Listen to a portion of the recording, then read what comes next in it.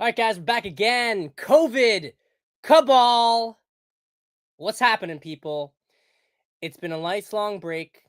As I mentioned on the Dynamic Man show yesterday, we have had a lot of busy stuff going on recently. A lot of busy stuff going on with the filming of the Dynamic Man Masterclass 2.0. I'm very excited to release that in mid-November. And honestly, a lot of the stuff that we talk about here is obliquely related in the sense that the sort of three tenets or three skills of a dynamic man are really that you can apply them in any domain. So when we talk about conquering fear, when we talk about expanding awareness, and we talk about operating in good faith, these are the same things that you need to beat the left. The same things you need to beat the left, which operates in bad faith, right? You need to understand how they work. You need to be able to discern bad faith behavior. You need to be able to understand the landscape, and you need to have the courage to confront them. So I just want to make that point because I think a lot of times we can view these two shows as separate, and they obviously are. It's a political show.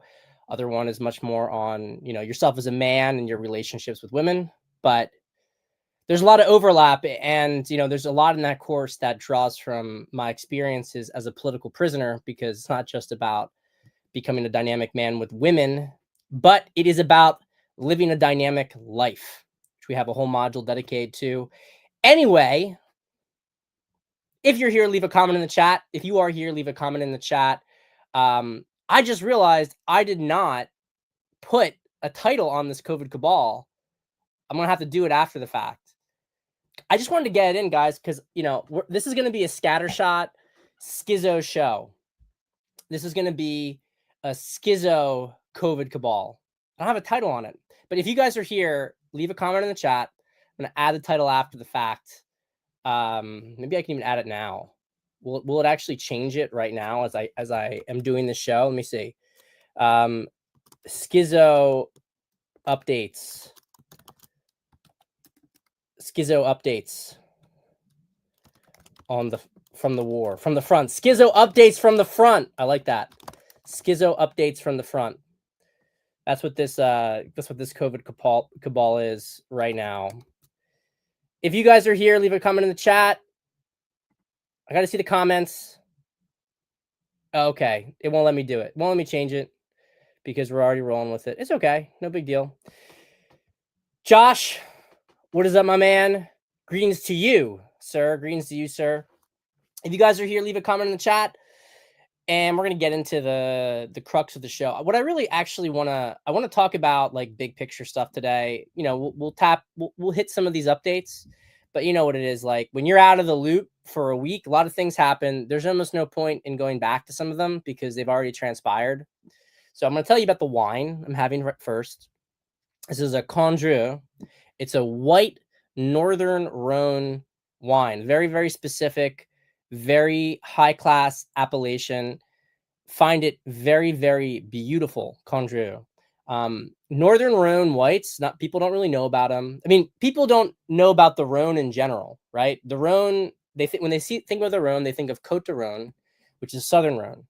And Southern Rhone wines are mostly what they call GSM, Grenache, Syrah, Mourvedre, but mostly Grenache. It's mostly Grenache. Grenache goes really well in the South, also known as Garnacha if you are getting it in Spain, or otherwise known as Cannonau if you are getting it in Italy, specifically Sardinia, which is like the only place they grow it in Italy for the most part, at least for export. So they're very different wines. Northern Rhone is all Syrah. And Syrah is considered to be a higher quality grape. So Northern Rhone is going to be like 90% Syrah. And sometimes they actually blend the 10% with the whites, which are mostly Marsanne and Roussanne.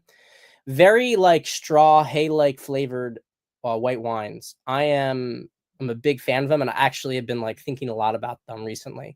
I've been missing it. So I went and got myself a Condrieu for my family because we don't have this very often. First off, because it's expensive and it's hard to find just a standard Côte de Rhone Blanc, or rather Crozes Hermitage Blanc, right? It's hard to find that for export in the States because it's just not very well known. Most red producers in Crow's Hermitage, which is the main place that you're going to get Northern Rhone Syrah. There's a couple of really nice appellations like Cornas, Hermitage, Côte Rôtie for the reds. But if you get like Saint Joseph or Crow's Hermitage, is where you typically get the lower end reds. And I say lower end because they are still not cheap compared to Côte de Rhones, but they're definitely affordable. This Conjura is like, I don't remember exactly. I think it's like $60. It's a nice bottle. I got some nice bottles because um I only got like 2 more months with my parents over here before we make the big jump to Poland. So it is opportunity to enjoy some fine wine with my father, who introduced me to this world. And I remind you guys that you only have so long with your parents. So you have opportunities to spend time with them, to do things together that you bonded with. Go ahead and do it. I'm just getting more cardio. Okay. I'm just doing more cardio every day to compensate for this. And um, we'll crush it. New chapter in Poland. So, my friends, Michael, what's up? Alexander, what is up? What is up? I'm glad you are familiar with this beautiful wine. Very few people are. So let's get into it. Lots of things. Lots and lots of things going on. Big picture on the front, okay? We have the peace deal, the peace agreement, which looks like a continuation of the peace agreements going all the way back to Trump's first term with Jared Kushner. This is obviously very important. A lot of people, myself included, were pretty skeptical of Kushner. And I'm not going to say I've lost my skepticism from Kushner either. I'm not going to say I've lost it. But there's no question that he has this involvement, this deal, this thing that was, set up, and it undercut Netanyahu. Totally undercut what he wanted to achieve. And I've been saying this on prior COVID cabals, but I think it's worth discussing a little bit more. What is going on with Trump and Israel? So I actually mentioned this in the dynamic man politics chat, which is an elective chat for guys who've gotten the master class or who have worked with me. So if you are in that group, if you're watching this, just shoot me a message on Telegram and I'll add you to it. It's a private group. But I think that this really underlined what's going on and why a lot of people don't really understand what's happening. They're frustrated with what's happening. So the America First conservatives, right? They don't want anything to do with the rest of the world. They don't want anything to do with foreign entanglements. They don't want anything to do with Israel. They want Trump to disentangle ourselves. Tucker's talked a lot about this. Let's focus on home. Fuck the rest of the world, right? We'll do it ourselves. We'll rebuild at home. Well, I think this is a nice sentiment, and the sentiment is a very appropriate counter reaction to the years of globalist policy, the years of American intervention around the world for globalist projects that did not benefit America and actually bankrupted us. That's not what Trump's doing. Trump is actually playing geopolitics exactly as you're supposed to play it, exactly as I was taught to play it by my very, very good professor at UPenn. When we did strategic studies, we war gamed out multiple different situations. Of course, she was not given a tenured job because she talked about things like how global warming wasn't real, or at least, had always been around, or she talked about how it's just so funny. Talked about how the Brits actually started World War I, not the Germans. She explored topics you weren't supposed to explore. She was too good, too involved of a teacher, and she was an adjunct. And she actually did most of her work under the aegis of this. So I'll tell you guys a story real quick. Why not? We're having fun today. Today's a lighter COVID cabal. The person who ran this program was Arthur Waldron. I doubt he's still there. Arthur Waldron is the reason that you understand what happened today in interwar China between the end of the dynasty in the early 1900s and the rise of the Chinese United Front against Japan. The 1920s is like a super murky period of Chinese history, and Arthur Waldron is the reason that we know anything about it, all the different cliques, the different warlords essentially that ended up merging into the Kuomintang and ultimately the CCP, right? So he was like literally groundbreaking, you know, analyst, right? Or investigator, intellectual, right? He figured out things. Literally a whole section of history entirely his doing. Um full professor emeritus at Penn. By the time I was at Penn, that was 15 years ago, right? He was just literally like a big, like fat, lazy dude. No offense to Arthur. He didn't do shit. My other professor, though, Anne Louise Antonov, she had all this energy and enthusiasm, and she was able to use him, though. He was willing to kind of like use his position to allow these strategic study programs, which just like a handful of us did. So fascinating. Yeah, that was like the best thing I had at Penn from an academic perspective. If it wasn't for Anne Louise Antonov, I would have found my experience at Penn to be intellectually worse than at Bucknell. Because Bucknell at least had all your professors super involved with you, and Penn had big class sizes. I learned so much from Antonov about great power politics, so always very appreciative of her.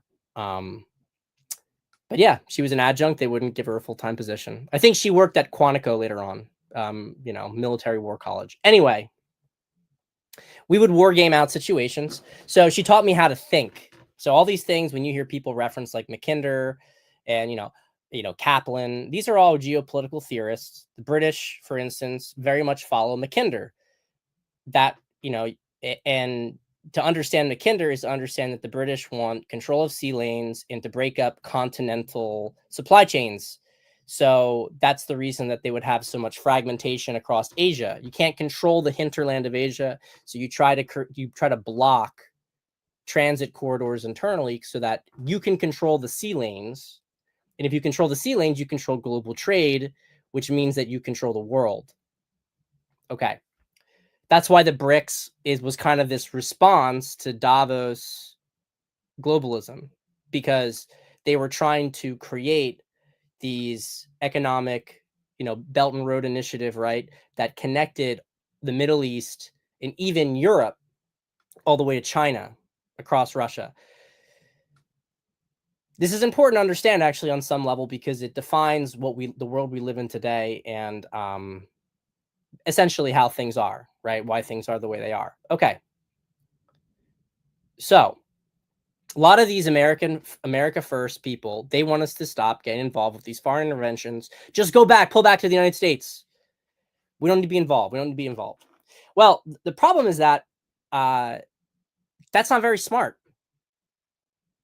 People don't even, like, if from a financial perspective, people don't understand or appreciate just how much benefit the US economy gets from being the world's reserve currency.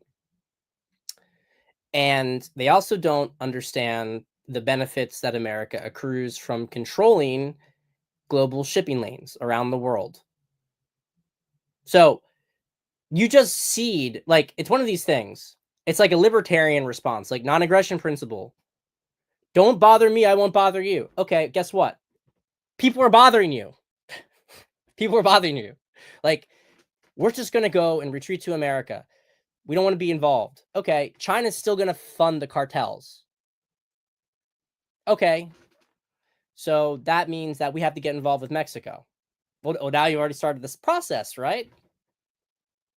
But then what about the next step there? What about the next step?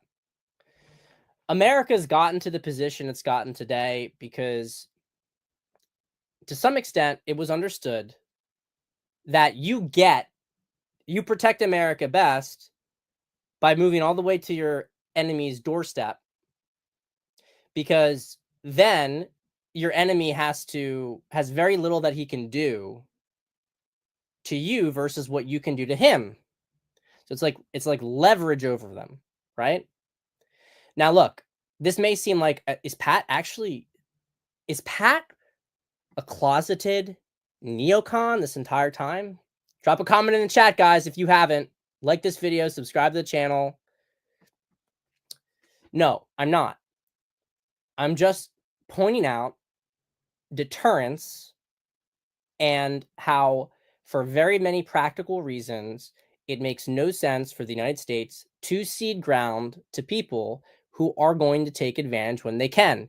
If you decide not to put pressure on China or Russia, even for that matter, if you decide to do that, you are not going to benefit domestically. You're going to end up on the defense. And as we all know, the best defense is a good offense.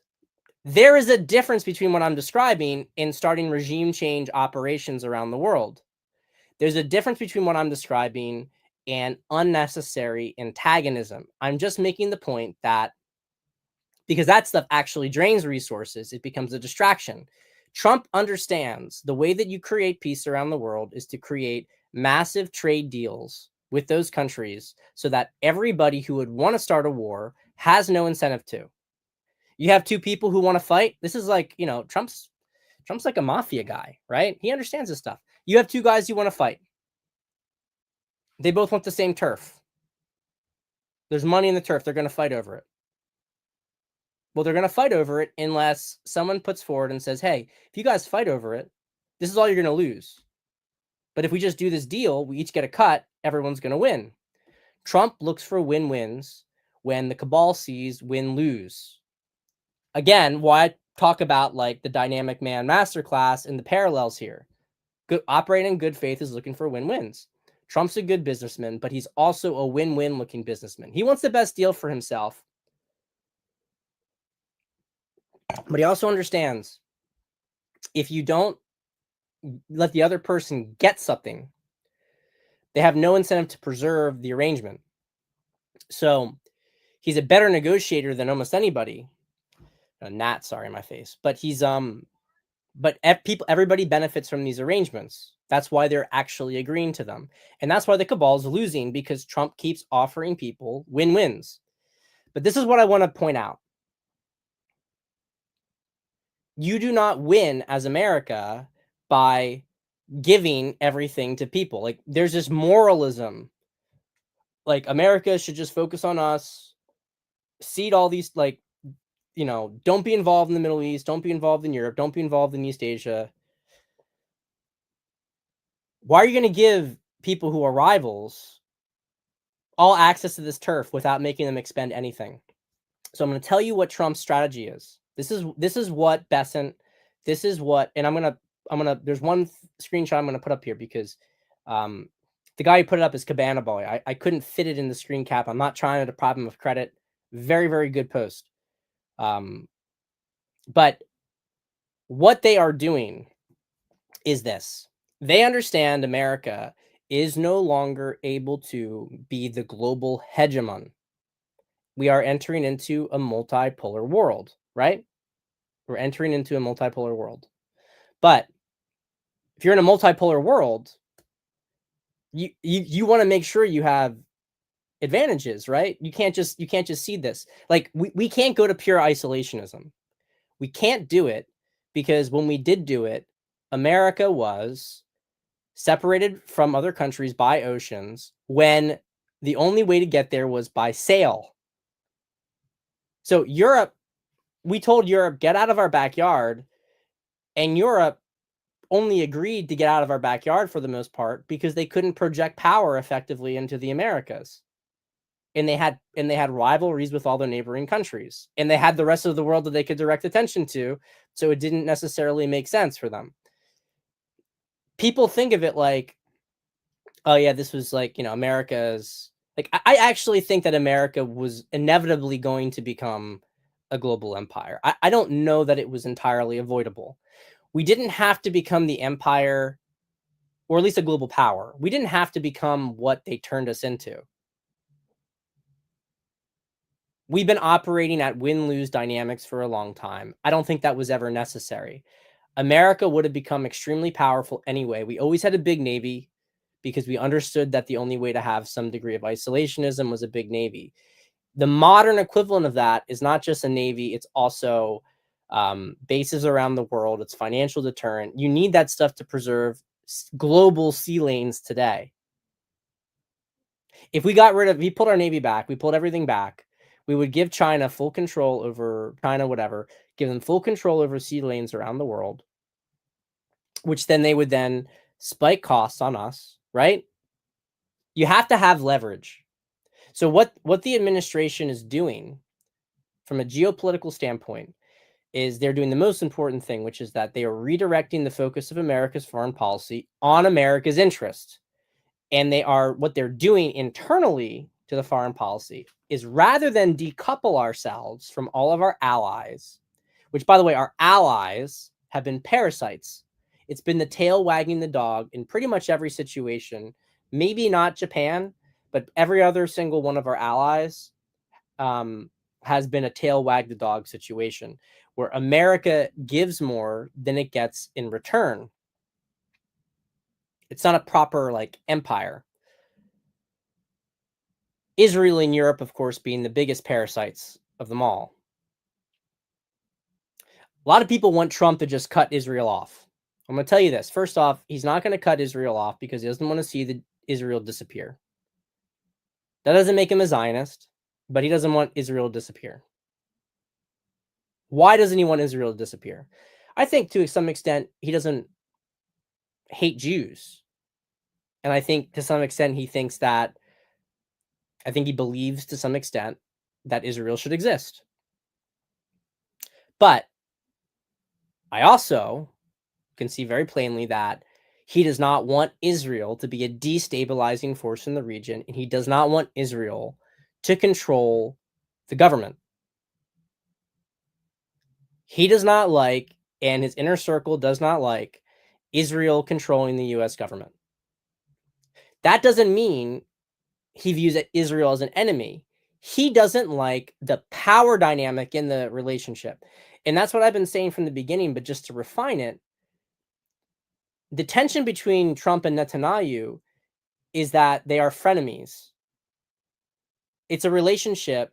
Neither of them want to sever the relationship, but both of them want to be top dog in the relationship. Netanyahu's leverage is all of the Jewish donors and the people who control Congress and much of the judiciary. Trump's leverage is we are the fucking United States of America. And if we want to let you get wrecked by the world, we will do it.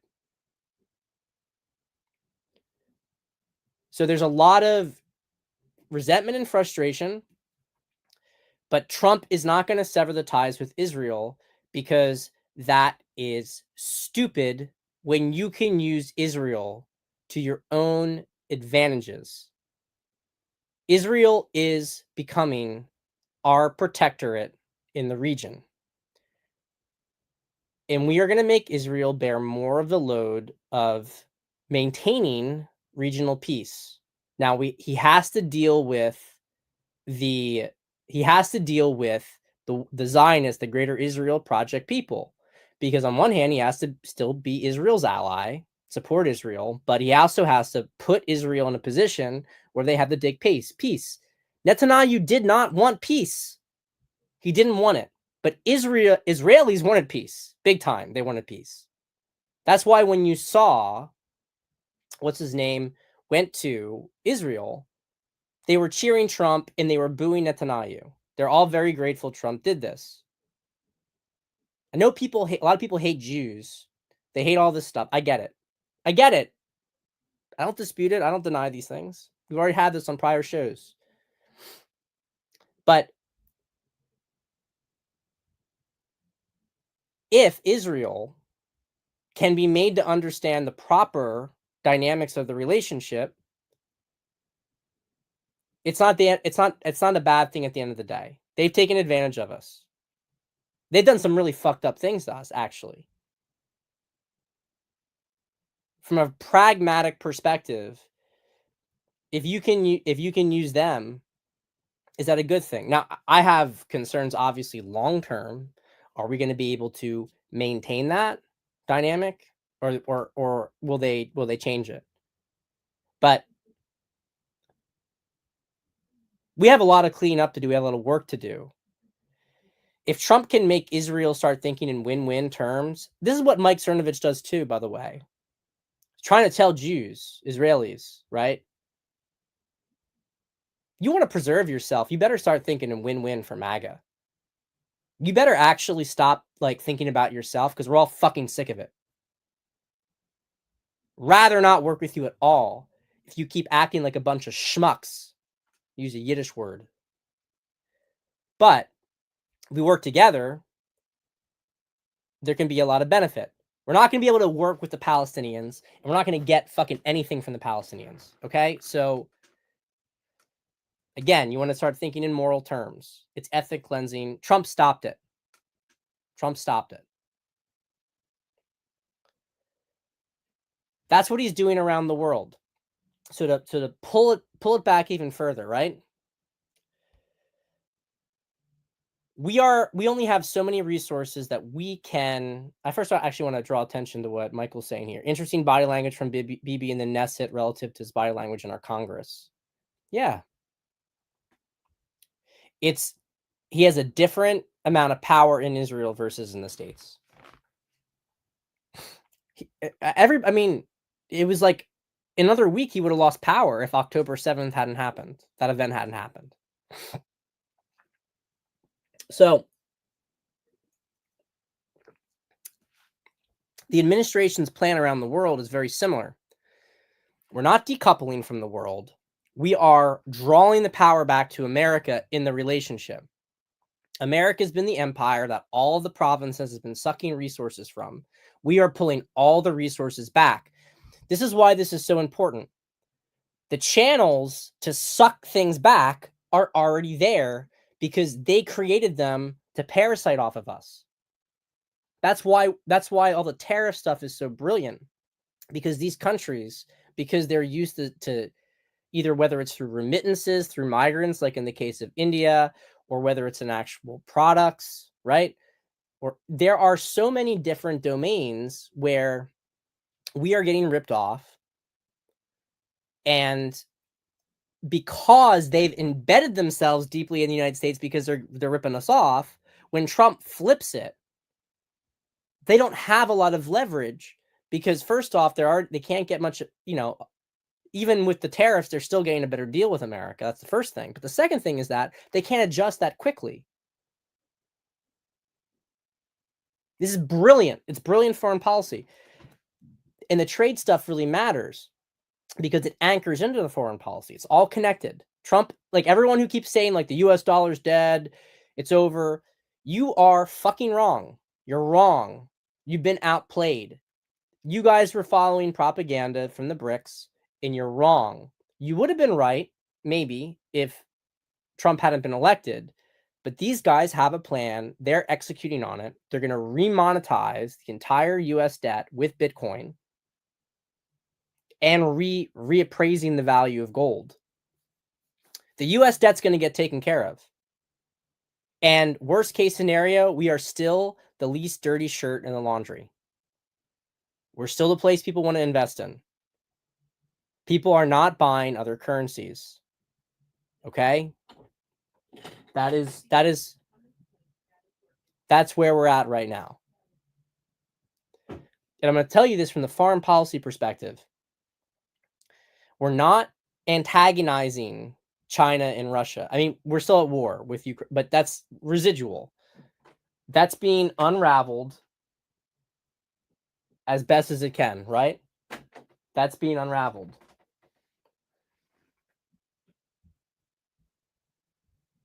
But the plan is not to antagonize, it's to do these deals, right? But we're still going to maintain our leverage position. If they want to pull us out of our leverage position in like Taiwan or in Europe, they're going to have to fight us for it. Trump is not going to give Russia Europe. And Trump is not going to give China Taiwan. He's going to give them economic deals that will make them not want to get those territories while still maintaining the proximate leverage. And better yet, if they really want to fight for them, we are going to make them fight our regional allies, not us. So what Trump is doing is he's making the provinces, the global provinces, whether that's the EU, whether that's Japan, whether that is Taiwan, he is making them, Israel, right? He's making them have to bear the loads of the regional defense for America. It's kind of a win-win situation, because if they do choose to push, they're draining the resources of our lackey and not us. So if we lose the position, our geopolitical rival in the world expended resources to destroy a lackey that then they can control afterwards. But we didn't expend our resources in any substantial way. The only area of the world it seems like we are prepared to really dedicate concentrated force to is the Western Hemisphere, is the Americas, which is logical because it's an easier power projection area, and we also do not have any other countries in the region that can really maintain any kind of counterbalance. I expect after Venezuela to see the administration make major movement against both Mexico and Brazil. You can see from how they've been talking about Bolsonaro that they are not very happy with that. Brazil is considered to be a hostile country to us, but it's down the chain from Venezuela. Venezuela, and then Mexico, and then Brazil. We understand that we can contain the Western Hemisphere. Other countries cannot force project over there. It's going to be our sphere of influence predominantly, but we are not ceding control elsewhere in the world. We are going to make our lackeys defend it against our geopolitical rivals. That's what's happening, and it's a brilliant strategy.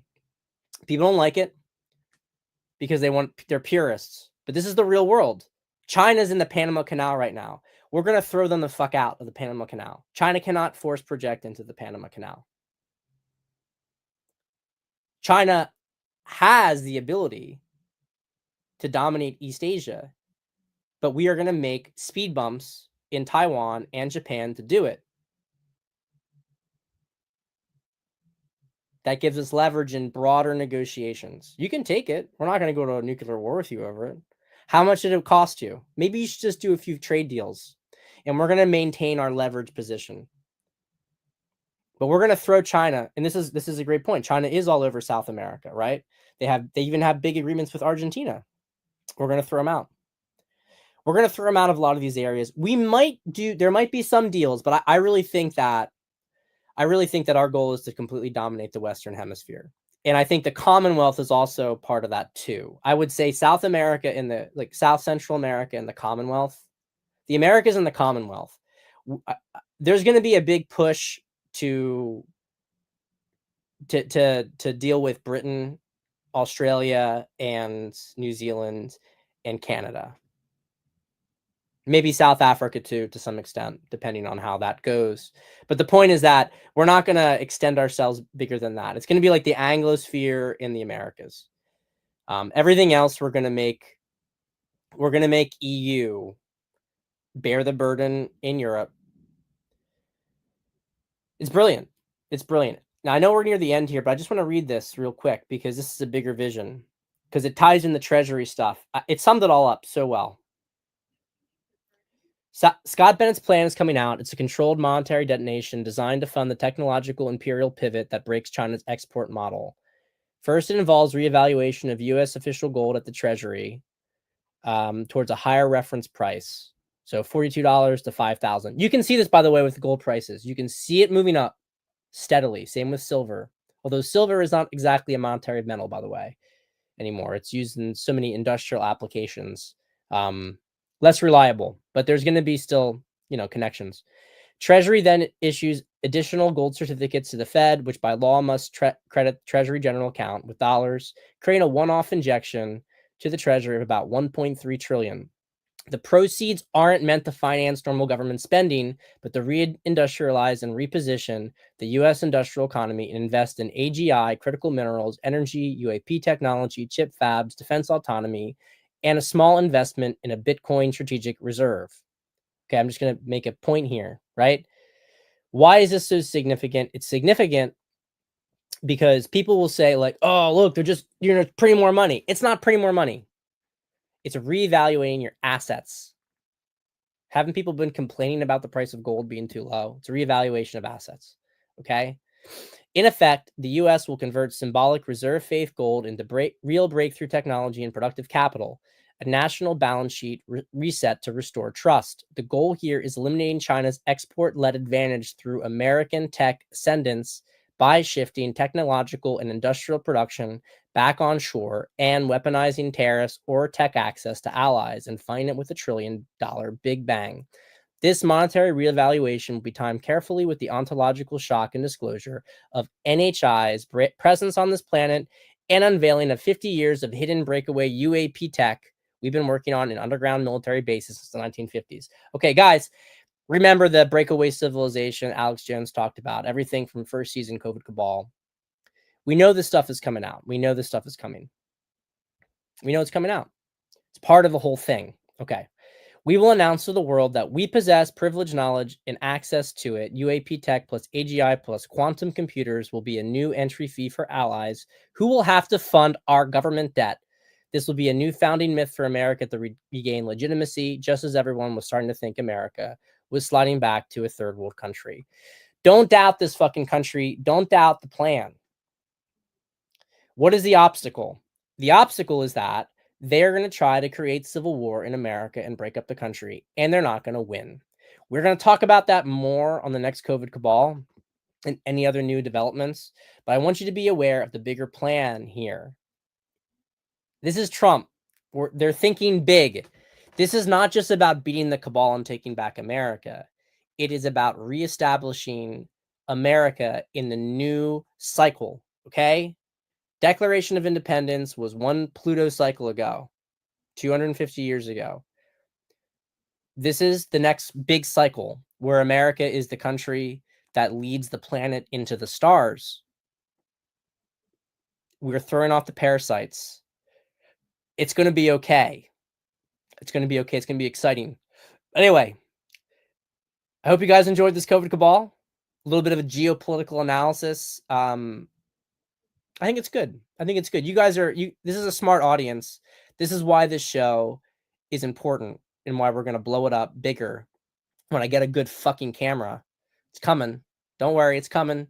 We're going to get a studio when I'm in Poland, and we're going to really make this a proper show because I want you guys to be able to think about what's going on. We got to blend, reading between the tea leaves, but we also got to think like strategist, geopolitical strategist. I appreciate you guys all for coming on as always. And hey, maybe splurge and get a glass of Condrieu. I love you, and I'll see you on Friday. Okay, I'll see you on Friday. Move is coming. Move will be coming in December. We got 2 more months here, basically. So I will see you guys. I'll see you guys then. Maybe I'm going to be on the front lines in Poland. Who knows? All right. Take care, gents.